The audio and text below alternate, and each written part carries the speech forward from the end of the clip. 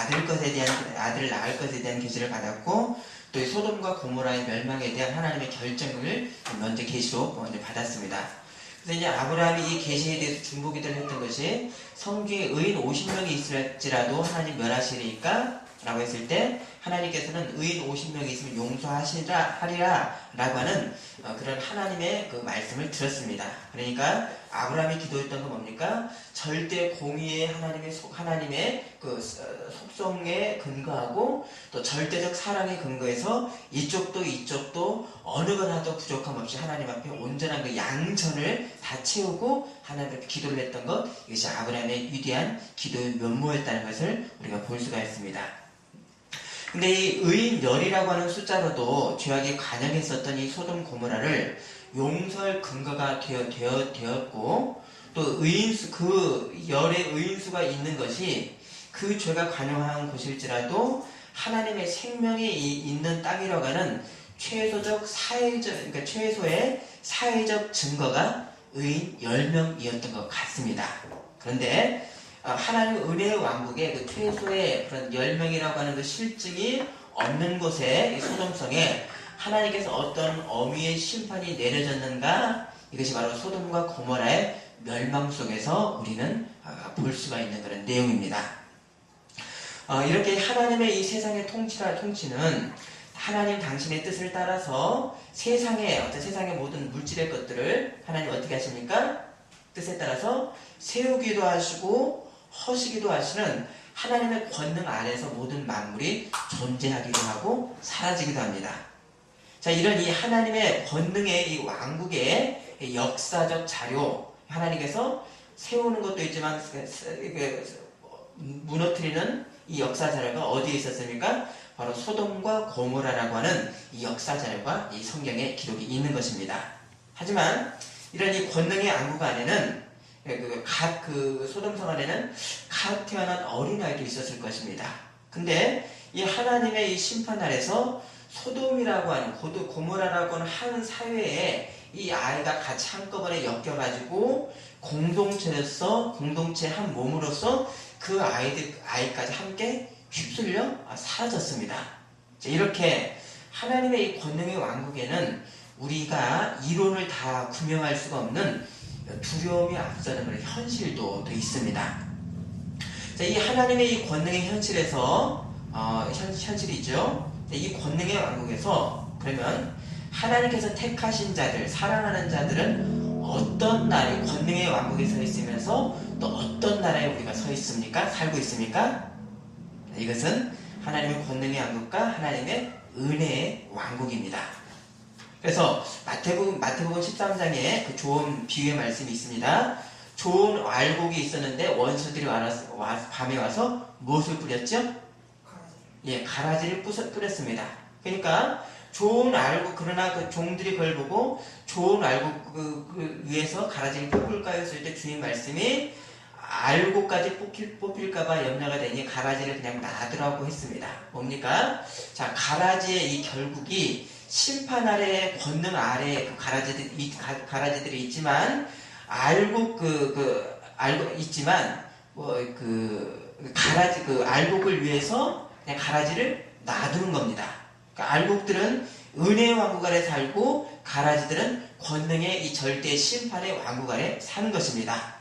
바로 이 소돔 고모라로 상징되는 이 약한 것들을, 악한 이 세상 것들을 하나님은 어떻게 하셨습니까? 은혜의 왕국을 위해서 하나님께서 때로는 이 악한 것들을 심판하시기도 하시고, 이것이 은혜의 왕국의 의미를 가질 때는 이것을 놔두기도 하신다고 하는 사실을 오늘 본문에서 볼 수가 있습니다. 자, 이 하나님께서 이 사랑하시는 자들의 그 은혜 아래서 하나님의 구원의 경륜에 반하는 이 땅의 이 세력들을 하나님께서 결국 어떻게 심판하시는가의 그 권능의 그 실증이 바로 이 소돔과 고모라입니다. 자, 이 하나님 권능이 택한 이 백성들만 여기까지.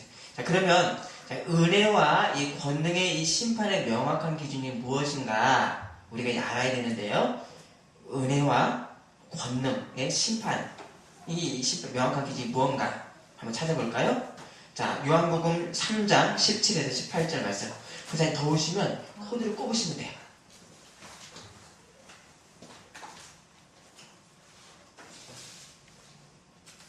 얇은 거 있죠? 얇은 거. 그거 말고 얇은 거. 요한복음 3장 17절. 자, 먼저 읽어주십니다. 하나님의 그 아들을 세상에 보내신 것은 세상을 심판하려 하심이 아니요 그로 말미암아 세상의 구원을 받게 하려 하심이라. 그를 믿는 자는 심판을 받지 아니하는 것이요 믿지 아니하는 자는 하나님의 독생자의 이름을 믿지 아니함으로 벌써 심판을 받은 것이니라. 자, 그러면 예수님을 믿지 않는 사람이 가진 정죄의 확실한 아직 부분 거기 놔두십시오. 아직 그러면 예수님을 믿지 않는 사람이 가진 정죄의 확실한 기준이 도대체 뭔가? 자, 바로 이어집니다. 자, 19절이 이어집니다.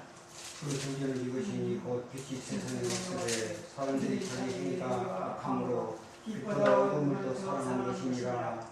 자, 어떤 세상의 사람도 절대적 선의 이 하나님의 기준을 만족할 자가 없습니다. 다 고만고만한 상대적 기준으로 살면서도 나는 죄인이 아니라고 할 사람이 없는데도 하늘이 주시는 오로지의 은혜를 바로 그 구원의 길을 외면하고 자기가 갖고 있는 땅의 상대적 기준에 나는 의롭다라고 하는 것, 이것이 바로 정죄의 근거이고 기준인 것입니다. 아멘이십니까? 아멘. 아멘. 그래서 또한 거듭난 사람일지라도 옛 사람의 구습으로만 사는 이 어린아이를 면치 못하는 인생의 낭비를 하면서 사는 사람도 있는 것입니다. 심판받는 사람과 함께 또 어떤 사람입니까? 어린아이처럼 평생을 사는 낭비의 인생도 있는 것입니다. 자, 이런 이 한 전형을 우리가 오늘 본문에서는 롯을 통해서 우리가 볼 수가 있습니다. 자, 아브라함에게 하나님의 이 심판의 계시의 말씀에 대해서 창세기 18장 20절 21절에 소돔과 고모라의 부르짖음이 크고 죄악이 심해서 내가 이것을 듣고 내려가서 하나님 당신이 들었던 부르짖음과 같은지 아닌지를 내가 직접 이것을 보기 위해서 내가 이 땅에 내려오셨다라고 하셨습니다. 자, 그러면 이 말씀은 하나님께서 모든 것을 아시는 성품, 바로 전지와는 위배되는 그런 말씀처럼 들립니다. 어떻습니까? 하늘에서는 소돔 고모라의 죄악을 몰랐겠습니까? 그런데 왜 그것이 맞는지 모르는지 알기 위해서 이 땅에 내려오셨는지. 자, 여기는 이유가 있는데요. 하나님께서 이 땅에 내리시는 심판마저도 논리의 끊어짐이 없어야 됩니다. 그래서 이거 심판의 근거가 유기적이고 법에 합당한 과정 가운데 행하시는 하나님의 질서입니다. 이것이 그래서 하나님의 뜻이라고 해서 갑자기 하늘에서 그냥 이유도 없이 불을 내리시는 그런 법이 심판에도 없습니다. 그래서 이 땅의 하나님의 권능의 왕국의 역사, 땅의 역사이기에 사람이 수긍할 수 있는 논리적 순서를 따라서 따라 나가시는 이 적법한 역사를 하나님께서 사람이 직접 되셔서 그 증거를 당신이 보시고 그 인지 과정, 그러니까 눈에 보고 증거가 있는 그 인지 과정을 사람에게 심어주고 이에 근거해서 내가 심판한다라고 하는 논리적 과정 가운데 하나님께서 심판을 하신 것입니다. 자, 그러면 이것이 심판의 근거가 하나님에게 필요합니까? 사람에게 필요합니까? 바로 그런 인지를 해야만이 그것을 수긍할 수 있는 사람에게 그것이 필요해서 하나님께서는 사람의 현현으로 오셔서 그것을 확인을 시켜주신 것입니다. 자, 이렇게 이 하나님 나라가 왜 그런 일을 하셨는가? 하나님의 나라가 어떻게 진행되는지에 대한 그 부동의 증거를 세워주시기 위해서 하나님께서 직접 사람으로 현현을 하셨던 것입니다. 그래서 베드로전서 2장 6절에 소돔과 고모라 성을 멸망하기로 정하여 죄가 되게 하사, 그리고 후세에 경건하지 아니할 자들에게 본을 삼으셨으며, 그런 적법한 과정들을 하나님께서는 일일이 사람을 위해서 다 몸소 보여주셨습니다. 자, 이렇게 하나님의 계시라고 해서 어떤 근거도 없이 내가 꿈에서 봤다, 무슨 소리를 들었다라고 하는 이 뚝 떨어진 계시는 없습니다. 우리에게 유의해야 됩니다. 이 기독교 안에서도 배교의 흐름들이 있는데요. 자, 이런 이 하나님의 이 거룩한 이 적법한 계시의 방법론을 무시해서 갑자기 하늘에서 들었다라고 하는 이런 내용들이, 배교의 내용들이 항상 우리 주변에 있어 왔다는 것을 우리는 주의를 해야 되는 것입니다. 자, 이런 이 하나님의 심판을 당할 수뿐이 없는 이 소돔 고모라 성이었지만 성의 사람들은 몇 시간 후면 멸망할 것을 모르고 있었고 롯의 집에 들어온 천사들을 밖으로 내서 우리가 상관을 하겠다라고 온 성의 남자들이 노소를 막는 남자들이 바로 그 앞에 섰습니다. 뭡니까? 하나님께서 그 과정들을 눈으로 직접 보시고 사람에게 이럴 수뿐이 없어서 너희들이 소돔성이 멸망할 수뿐이 없다라고 하는 실증이 드러난 것입니다. 그럼 이 임박한 심판을 누구도 몰랐는가? 롯도 몰랐습니다. 그러면 왜 이 의로운 롯이라고 하는 사람이 왜 그런 민감한 그런 모든 코앞에 닥친 심판을 왜 몰랐는가? 바로 롯은 소돔성이 주는 세상의 유익을 포기하지 않았고 또 곧 멸망할 소돔성이 주는 온갖의 유익을 롯은 끝까지 누리고 있었기 때문입니다. 자, 이런 이 노력이 드러난 것이 상징적으로 드러난 것이 천사들이 성 안에 들어올 때 롯이 어디에 앉아 있었습니까? 성막에. 성막의 위에 올라 앉았습니다. 자, 성문 위에 높은 곳에 앉는 아무 곳이나 앉는 사람이 아니라 곳이 아니라 성의 어른들, 장로들만이 앉을 수 있는 것입니다. 자, 하나님의 백성이면서도 이 롯은 소돔성이 주는 부귀와 영광의 것을 추구하며 살았던 롯이었던 것입니다. 곧 망할 소돔성에서 높은 지위를 차지하고 있었습니다. 하지만 이 롯이 소돔성의 그 관영에 있던 죄악 가운데 휩쓸려가지 않았던 증거가 있는데요. 어떤 증거였습니까? 한번 유추를 한번 해보시죠. 롯은 그 천사가 들어오는 것을 보고 천사를 알아보는 눈이 있었습니다. 뭡니까? 거룩한 것을 알아볼 수 있는 눈이 이미 있었고 그 거룩의 유지는 하고 있었다는 것입니다. 바로 그래서 1절 하반에 롯이 했던 것이 일어나서 영접하고 땅에 엎드려 천사들에게 절을 했습니다. 바로 예수님께서 머리가 되시는 교회의 한 지체로서 정당한 자태가 롯에게 있었습니까? 없었습니까? 있었습니다. 맞죠? 그런 어떤 그 관계 안에 있었기 때문에 하나님의 거룩한 천사를 알아볼 수 있었습니다. 그래서 베드로후서 2장 7절에 이렇게 롯의 상황이 이렇게 묘사합니다. 무법한 자들의 음란한 행실로 말미암아 고통당하는 의로운 롯을 건지셨으니. 자, 그러면 구약의 백성일지라도 롯은 앞으로 몇천 년 뒤에 나타날 예수님의 구속의 은혜가 영원의 법이기에, 영원의 시간을 넘어서는 초월의 법이기에 이 그리스도의 구속의 은혜가 시간을 거슬러서 이미 롯에게 그 은혜가 내려졌고요. 그래서 롯은 예수님의 한 몸의 지체가 됐습니까? 안 됐습니까? 롯은 그리스도의 한 몸의 지체가 되었습니다. 이 영원법이, 이것은 그리스도의 은혜는 영원법이기 때문에 시간을 거슬러서도 영향을 미치는 것입니다. 하지만 이 의로운 롯의 자세가 애매했던 것은 하나님 거룩한 백성이기 때문에 그들 소돔성 이 시대의 이 주류의 악행을 멀리하면서 살았지만, 그러나 또 다른 인생의 면으로서 이 롯은 어떤 면이었습니까? 소돔이라고 하는, 세상이라고 하는 이 주는 즐거움을 하나님 백성의 정체성을 잃지 않는 한에서 아주 그것을 그냥 지혜롭게 그것을 추구하며 살았던 롯의 또 다른 면이었던 것입니다. 이게 롯의 모습입니다. 이것이 덥지도 차지도 않은 이 의로운 롯이 경험했었던 그 내용을 베드로서 뭐라고 했습니까? 세상의 음란한 행실로 말미암아 고통당하는 롯이었다라고 베드로서에서는 그렇게 표현합니다. 그럼 그 고통을 왜 롯이 당했습니까? 롯이 세상 것을 얻으려고 세상으로 들어가가지고 자기가 스스로 당한 고통이었던 것입니다. 아멘이십니까? 아멘. 롯이 이 고통을 건디면서라도 소돔성에 있었던 것은 내일이면 사라질 소돔성의 그 성문의 높은 자리가 롯의 인생을 대변을 해주고 있습니다. 자, 이 하나님 구원 백성의 이 신분이 물론 이 롯의 본질이지만, 그러나 롯은 무엇도 포기할 수 없었습니까?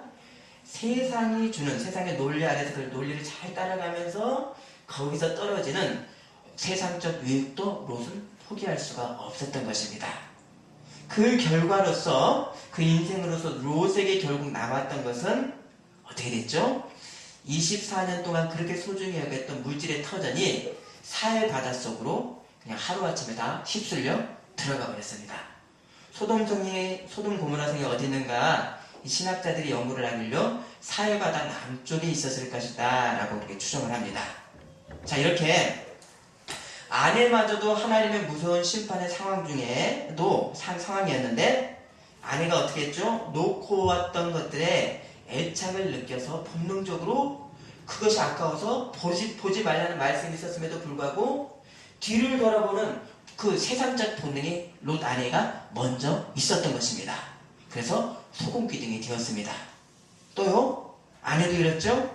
두 딸이 함께 살았지만 두 딸이 소돔성에서 물든 그 세상의 문화가 그 몸에 배어가지고 아버지를 통해서라도 자식을 낳는 아주 괴악한 역사가 그 과정에서 이루어졌습니다. 자, 이렇게 나온 자녀가 누구죠?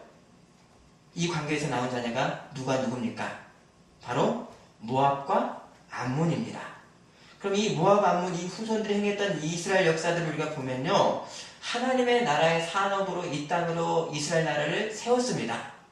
그러면 이 주변 국가들은 이 하나님 나라를 갖다가 도와줘야 될 텐데 모압과 암몬은 아주 사사건건 하나님 나라를 방해하는 사단의 도구로서 롯의 후손들이 쓰임을 받았던 것입니다. 참 이것이 롯의 인생의 그런 모습입니다.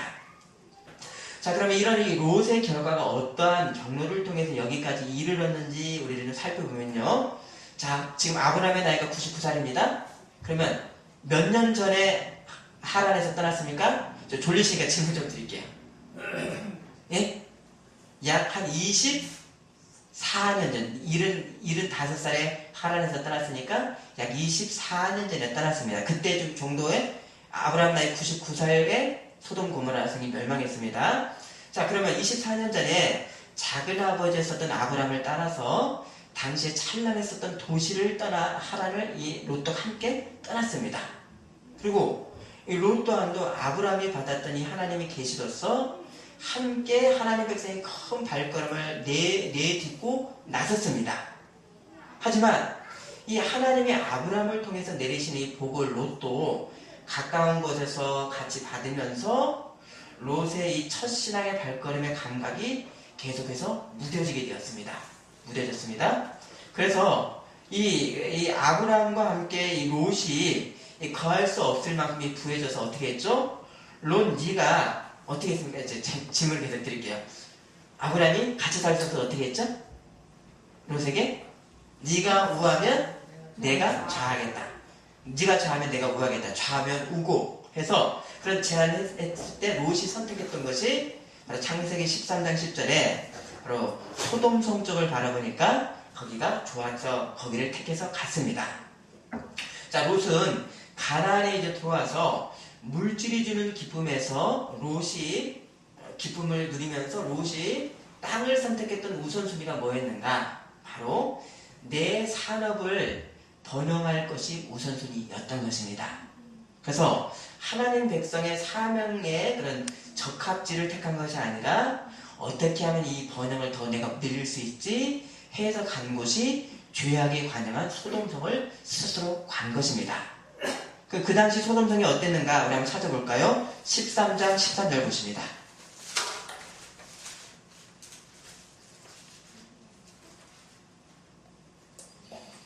자, 읽어 주십니다.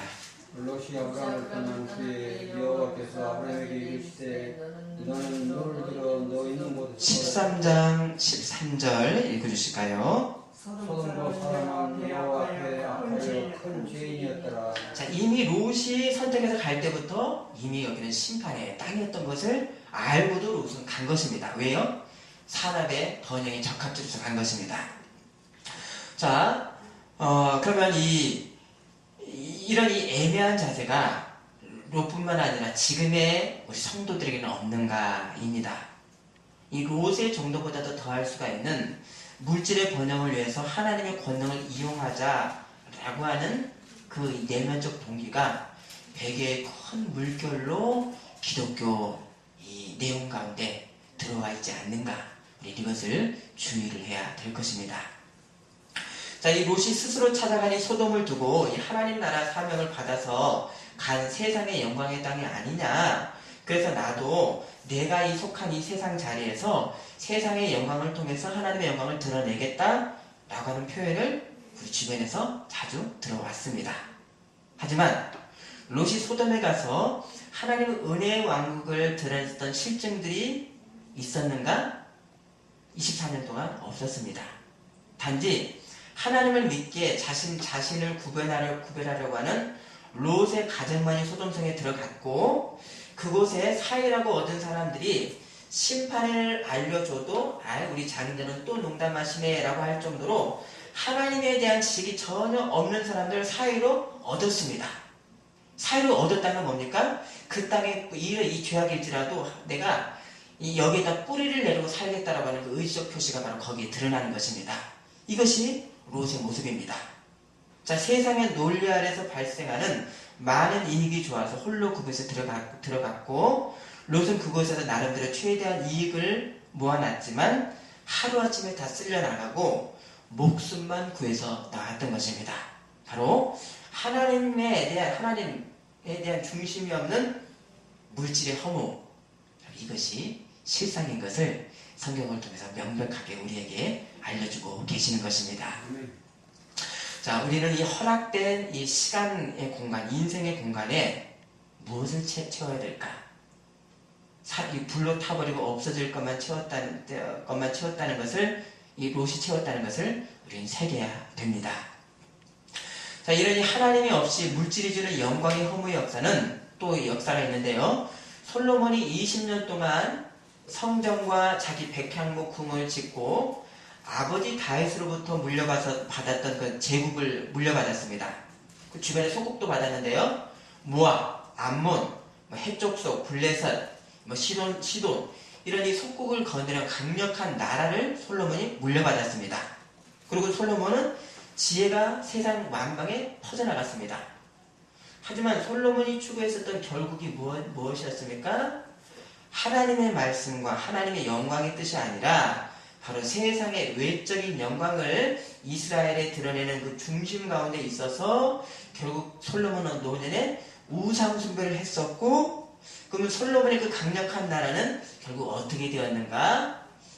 아들에게 그 왕위를 물려주자마자 어떻게 됐습니까? 그렇습니다. 맞아. 르호보암 때 10지파가 떨어져 나가버렸습니다. 또 이 솔로몬이 죽고 5년 뒤, 그러니까 아들이 왕이 된 지 5년 뒤에 곧 솔로몬의 궁전이 완성된 지 20년 뒤에 애굽의 시삭이 쳐들어와가지고 궁전에 있는 모든 보물들을 다 쓸어 가버렸습니다. 그때 솔로몬이 나라의 영광을 자랑하기 위해서 만든 금방패 500개도 쓸어갔다라고 기록을 하고 있습니다. 바로 솔로몬이 외적의 영광만을 세웠던 그 영광이 결국 누구를 위해서 만들어 놓은 것인가? 자기를 위해 만들어 놓았지만 결국 20년이라는 짧은 시간 뒤에 결과적으로 보니까 나중에 쳐들어올 시상을 위해서 금방패라든가 그 영광들을 잘 그렇게 준비를 해놓은 그 결과를 우리는 볼 수가 있는 것입니다. 자, 이 하나님이 안 받으신 이 사람의 영광이었던 것이 이 솔로몬의 외적인 사업에서 역사적으로 증거가 됩니다. 우리가 자주 듣던 표현이죠. 세상적 성공으로 하나님께 영광을 돌리겠다는 것이 실제는 내 영광을 위한 것인가, 하나님의 영광을 위한 것인지에 대해서 우리는 정직해져야 되는 것입니다. 자, 어리석은 누가복음 12장의 어리석은 부자의 말이 내가 내 영혼에 이르되 영혼아 열에 쓸 물건을 내가 쌓아두었으니 평안히 먹고 마시고 즐거워하자 하리라 하되 하나님은 이르시되 어리석은 자여 오늘 밤에 내 영혼을 도로 찾으리니 그러면 네가 준비한 것이 누구의 것이 되겠느냐. 여러분, 물질은 하나님의 영광을 위해서 때로는 많이 필요할 때도 있습니다. 때로는 덜 필요할 때도 있고, 하나님의 영광을 위해서 이것이 어떤 그런 양의 어떤 그런 적고 많고의 어떤 차원이지 물질 자체가 목적이 될 수가 없는 부동의 원칙이 우리 하나님 나라의 백성의 원칙인 것입니다. 아멘. 아멘. 여러분, 세상은 돈이 많은지 지위가 높은지로 사람을 평가를 하지만, 그러나 예수님의 생명으로 연결된 바로 이 교회의 지체로서 최종적으로 우리 가운데, 내 가운데, 나에게 남는 것이 무엇이겠습니까? 최종적으로 뭐가 남겠습니까? 내가 예수님과 생명이 연결된 지체로서 예수님의 생명의 실증들, 구체적 역사들이 내 인생의 이 빈 공간 가운데 얼마나 채워졌고, 그것이 우리 눈에는 사라졌지만 그것이 하늘 보아에 얼마나 쌓였는가, 최종 평가의 기준이 되는 것입니다. 에베소서 2장 1절에 그는 허물과 죄로 죽었던, 예수님은 허물과 죄로 죽었던 너희를 살리셨도다. 자, 우리는 죽음에서 예수님으로 살아났습니다. 그러면 예수님과 생명의 연결이 없이는 사람은 허물과 죄로 죽었습니다. 맞습니까? 아멘. 아멘. 그러면 그 사람이, 그 죽은 사람이 가지고 있는 어떤 소유물도 최종 평가의 대상으로 남지를 못합니다. 아멘이십니까? 죽은 사람이 소유를 가져봐야 그 소유가 무슨 의미가 있습니까? 그것은 산 사람에게 소유가 의미가 있는 것이지 죽은 사람에게 의미가 없는 것입니다. 다만 이 산 사람에게야 그 인생의 흔적들이 평가의 대상으로 남는데, 그것이 뭡니까? 예수님의 몸된 교회에 내가 한 지체로서의 인생의 실증의 경로들, 내용들, 그것이 우리에게 남는 것입니다. 구체적으로 어떤 인생의 경로입니까? 바로 내가 내 안에서 나타나야 될 것이 먼저 성령의 열매로서 예수님의 성품들이 드러나는 성도는 신령해야 됩니다. 아멘. 예수님의 품성이 바로 우리에게 나타나야 되지만, 그러나 이 신령함이, 이 품성이 혼자 구원받은 인생으로만 머물 수가 없는, 5절에도 말씀드렸죠. 구원은 예수님과 함께 연결된 교회의 지체라고 하는 사회성을 필히 띠게 되는 것입니다. 아멘이십니까? 아멘. 그래서 예수님의 이 교회의 지체, 예수님의 교회의 지체인 이 교회라고 하는 성경의 또 다른 표현이 있죠. 고린도전서 3장 9절을 우리 한번 찾아보십니다.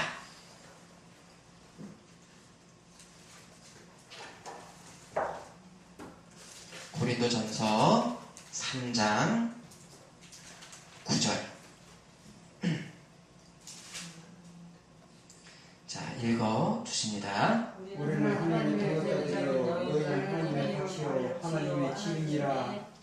그러니까 교회라는 말과 동일한 말이 또 다른 표현입니다. 너희는 하나님의 밭이요 하나님의 집이다. 교회가 똑같은 표현입니다. 그럼 이 예수님의 구속의 은혜를 받은 이 사람들이 어떻게, 무엇이 최종의 심판의 근거로, 어떻게 최종 심판의 근거로 남겨진 집을 각자가 세웠는가, 이것이 최종 남습니다. 자, 10절 보십니다. 3장 10절. 자, 읽어주십니다. 내게 주신 하나님의 은혜를 따라 내가 지혜로운 건축자와 같이 털을 닦아 그물에 다른 이가 그 위에 세우나 그러나 각각 어떻게 그 위에 세울까를 조심할지니라. 자, 의미를 잘 새기십시오. 자, 각 사람들이 선택받은, 하나님이 택함받은 각 사람들이 하나님께로부터 받은 은혜의 동일한 터 위에서 각 지체들이 각자의 집을 세웁니다. 교회를 세웁니다. 그럼 어떤 공동의 터인가? 11절이지요. 읽어주십니다. 이 닦아둔 것 외에 능히 다른 터를 닦아둘 자가 없으니 이 터는 곧 예수 그리스도라. 자, 예수님의 터로 구원의 백성이 모두 다 터를 둡니다. 기초를. 그리스도로만 연결된 교회의 지체입니다. 하지만 각 지체들이 구원의 보증에서, 이 그리스도의 보증에서 새롭게 이제 태어나고 새롭게 시작을 했지만, 나중에 하나님 심판에서 공적으로 남는 집의 내용들은 각자가 다릅니다. 각 지체일지라도 공적으로 남는 내용들이 다릅니다. 그러면 교회 지체로서 최종적으로 남는 것이 무엇인가? 바로 공적 심판이 있습니다. 자, 12절, 13절, 제가 12절 읽습니다. 만일 누구든지 금이나 은이나 보석이나 나무나 풀이나 집으로 이 터 위에 세우면 각 사람의 공격이 나타날 터인데 그날의 공격을 밝히리니 이는 불로 나타내고 그 불이 각 사람들의 공격이 어떠한 것인가를 시험할 것이니라.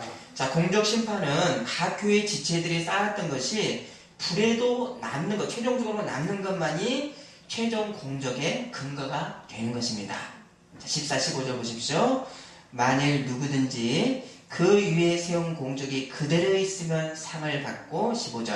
누구든지 그 공적이 불타면 해를 받으리니 그러나 자신은 구원을 받되 그 가운데서 받은 것 같으리라. 자, 롯도 아브라함도 예수님의 터 위에서 동일하게 집을 지었습니다.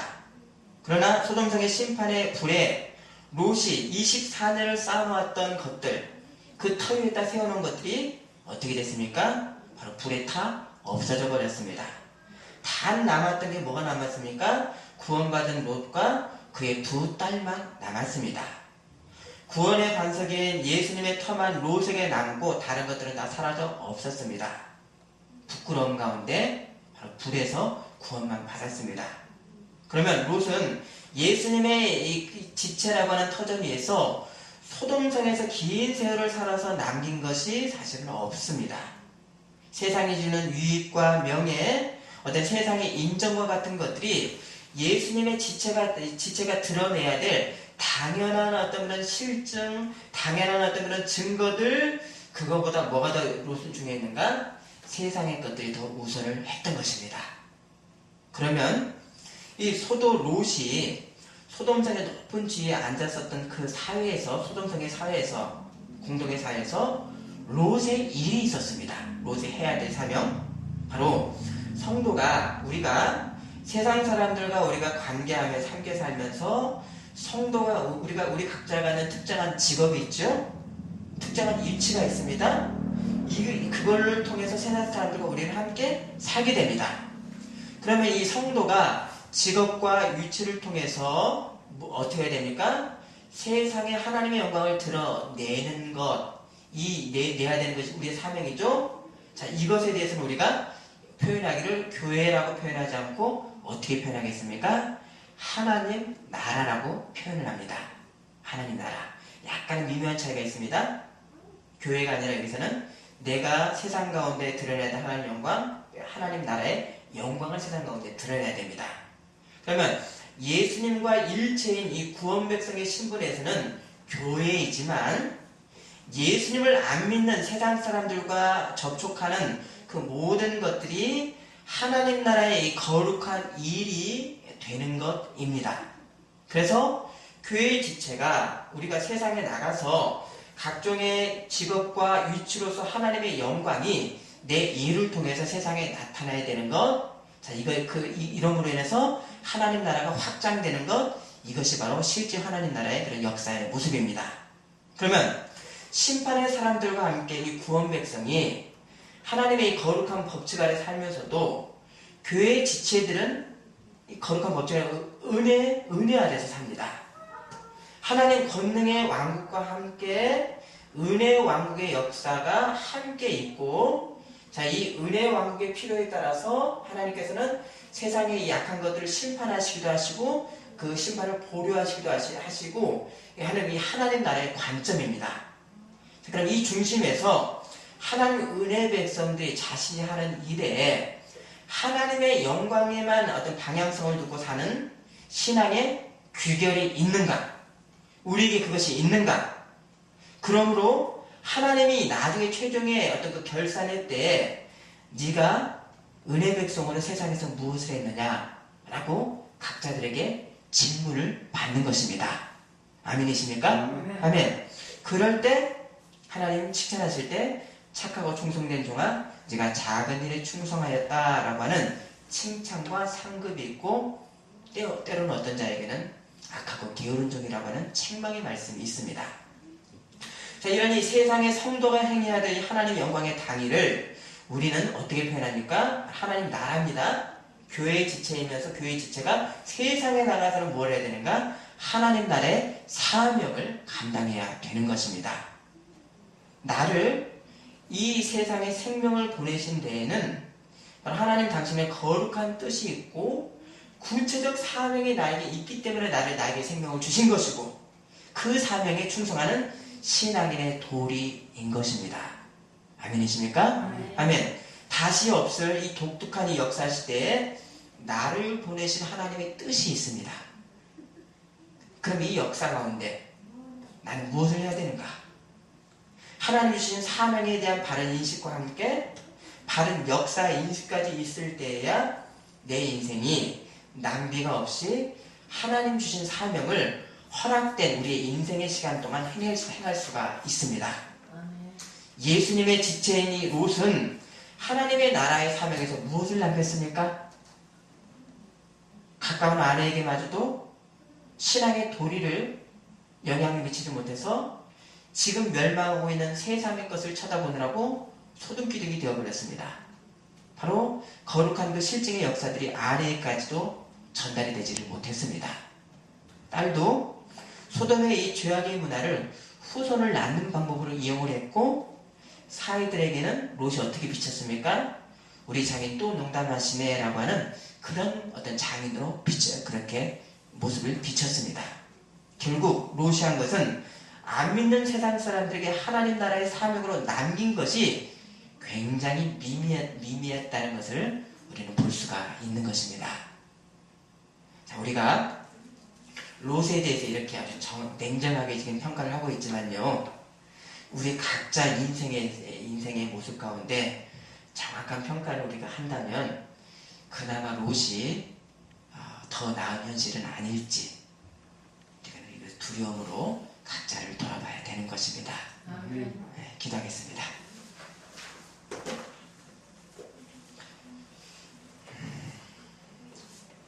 하나님, 롯은 예수님의 생명에 연결된 거룩한 교회의 지체로서 구원의 백성이었습니다. 그러나 이 지체가 세상에 나가서 어떻게 하나님 앞에 영광을 돌려야 될지 하나님 나라의 사명이 롯에게는 없었고 오로지 이 세상이 주는 유익과 물질에 하나님 사명보다 더 앞섰던 롯의 인생의 결과를 우리가 보았습니다. 하나님이 냉철한 이 판단과 이 결정이 우리를 했는데 이런 모습을, 이런 기준을 나에게 되었을 때 나는 어떤 모습일지 우리가 두려워하면서 하나님 나라의 사명에 민감하게 바른 역사인식과 바른 사명의 인식을 가지고 구체적으로 하나님 나라 사명을 감당하는 우리의 모습 될 수 있도록 인도하여 주옵소서. 예수님 이름으로 기도드립니다. 아멘.